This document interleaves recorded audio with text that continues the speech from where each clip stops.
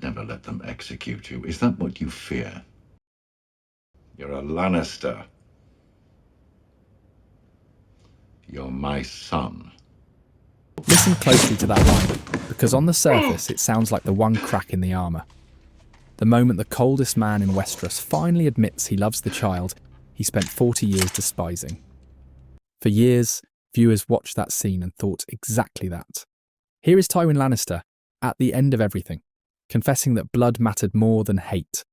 But that is the greatest misunderstanding of this entire relationship. Tywin Lannister was not sparing his son. He was defending his own name.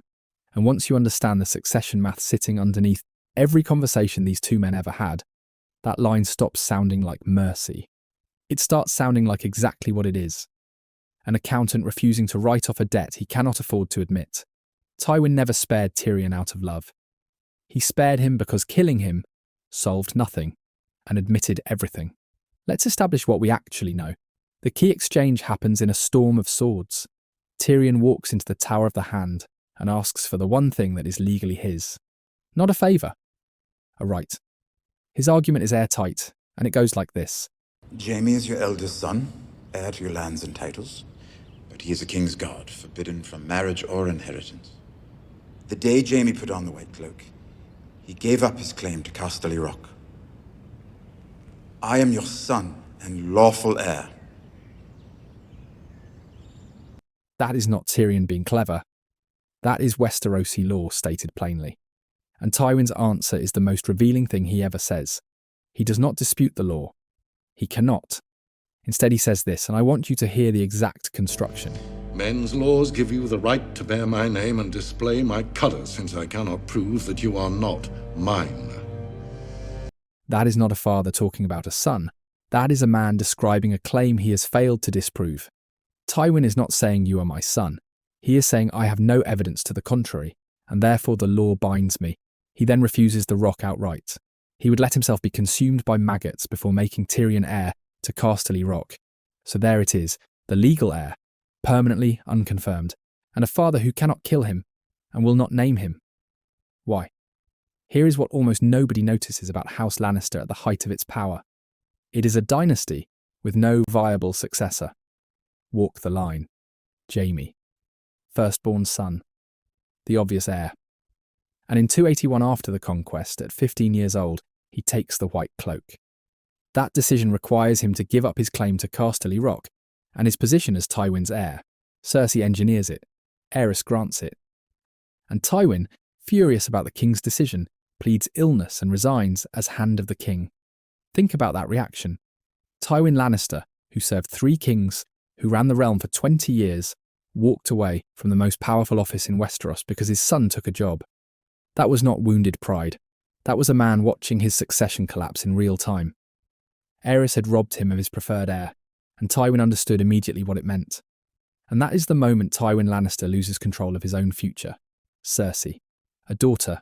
Westerosi law does not bar women from inheriting outright, but Tywin never seriously entertains it, which leaves him with one name on the list, Tyrion, the son he cannot look at.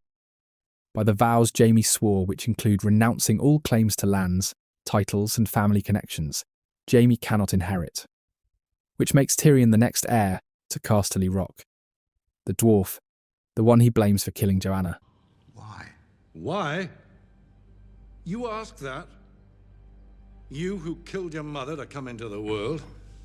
You are an ill-made, spiteful little creature, full of envy, lust, and low cunning. The one whose paternity he privately doubts. He is the heir, by law, automatically, from 281 onward. And Tywin's entire strategy for the next 2 decades is not to remove him, because he cannot, but to simply never say the words out loud. Why killing him would have been a confession. Now the obvious question, Tywin Lannister is not a squeamish man. This is the man who ordered the Red Wedding, who sent Gregor Clegane into the Riverlands, who had Elia Martell's children butchered, wrapped in crimson cloaks and laid at Robert's feet as a gift. He is not restrained by any horror of killing family. Ask the Rains of Castamere. So why not just do it? A dwarf infant, a hunting accident, a fever. Nobody would have blinked. because of what it would say. Tywin's entire political project after Castamere is the manufactured invulnerability of the Lannister name, the rain that fell on their halls, the idea that House Lannister does not bleed, does not doubt, does not flinch. Now imagine he kills Tyrion. Every whisper in the Seven Kingdoms, the ones about Joanna and Aerys, the ones that make Tywin's jaw lock, becomes confirmed. Because the only reason a great lord murders his own true-born son is that the son is not his. Executing a dwarf for the crime of being born is not a strong man's move. It reads as a man destroying evidence. But there is a second lock on that door. The obvious workaround is to pass the rock to the collateral branch, Keevan's line, Lancel, Willem, Martin. But that requires Tywin to stand up in front of the realm and publicly skip his own living son, which broadcasts exactly the doubt he refuses to admit. So the seat stays vacant, Tyrion stays alive, and Tywin says nothing. That is not restraint. That is checkmate. And then Joffrey dies with poison in his throat, and everything changes. Now Tywin has a murder charge. Now he has a legal instrument. And here is where the whole thesis proves itself, because look at what he actually reaches for. Not the block, the wall.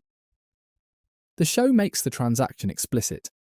Tywin lays it out to Jaime in advance.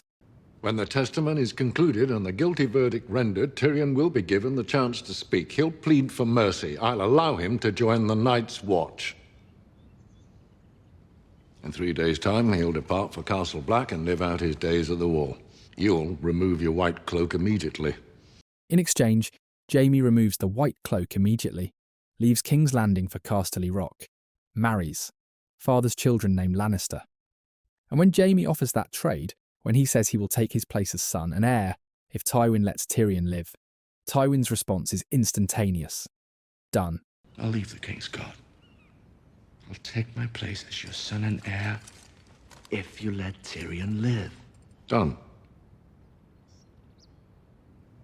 No hesitation, no negotiation. He answers before Jaime finishes the sentence. That is not a grieving grandfather reluctantly granting clemency. That is a man who has been waiting 18 years for someone to offer him exactly this, and who took the deal so fast that Jaime's face falls the moment it is accepted. Because Jaime realises he was never bargaining. He was being harvested, and here is what the Wall actually is. A man of the Night's Watch is legally dead. He forfeits all lands, all titles, all claims of inheritance. So run the arithmetic Tywin just ran. Tyrion at the Wall means the claim to Casterly Rock vacates itself. No execution, no kinslaying, no admission. And in the same stroke, Jaime comes home, and the succession problem that has haunted Tywin since 281 finally closes. One transaction, both problems solved. The name stays clean. The seat opens. The bloodline continues. Tywin Lannister did not offer his son the Wall because he loved him. He offered it because it was the only move on the board that cost him nothing. Now let me steelman the other reading because it deserves it. There is a version of this where Tywin does feel something. Charles Dance plays the relationship with flickers of something closer to grudging respect. The Harrenhal scenes. The way he listens when Tyrion is actually right about strategy. And in that final privy scene, Tywin's own words are unambiguous. He tells Tyrion he would never have let Ilyn Payne take his head, that he never intended to carry out the sentence. The books point the same way. Tywin commands Tyrion to put down the crossbow, promising he had no intention of carrying out the sentence, and would have allowed him to take the black. Whether that is true, or the last negotiation of a dying man, is genuinely ambiguous.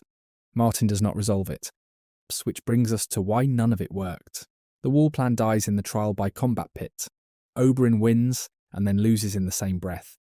Gregor's dying grip crushes the only path out that did not require Tywin's permission. And when the escape finally comes, it does not come from Tywin relenting. Jaime frees Tyrion from the Black Cells, having coerced Varys into helping charter a ship out of King's Landing.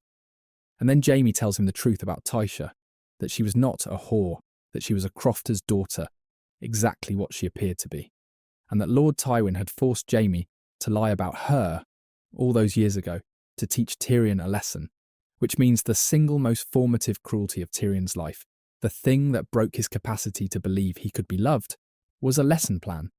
and so Tyrion climbs the ladder and finds his father on the privy. His last words are that Tyrion is no son of his, and Tyrion's reply is that this is exactly where he is wrong, that he believes he is Tywin. Written small. Right up to the bolt, Tywin will not concede what would have made Tyrion a person, rather than a line item. Tywin Lannister was never restrained by love, and he was never restrained by conscience. He had proven twice over exactly what family blood cost him, which was nothing. He was restrained by arithmetic. One Kingsguard son who would not come home. One daughter he refused to consider. One heir he refused to acknowledge and could not legally remove. A collateral branch he could not elevate without confessing the doubt that ate him alive. Killing Tyrion would have solved nothing, and admitted everything. The wall would have solved everything, and admitted nothing. And in the end, the man who spent his entire life ensuring House Lannister would outlast every other house in Westeros was killed by the heir he refused to name, using a crossbow on a privy. And the great joke of Westeros, that Tywin Lannister shit gold, turned out to be exactly as true as everything else the world believed about him.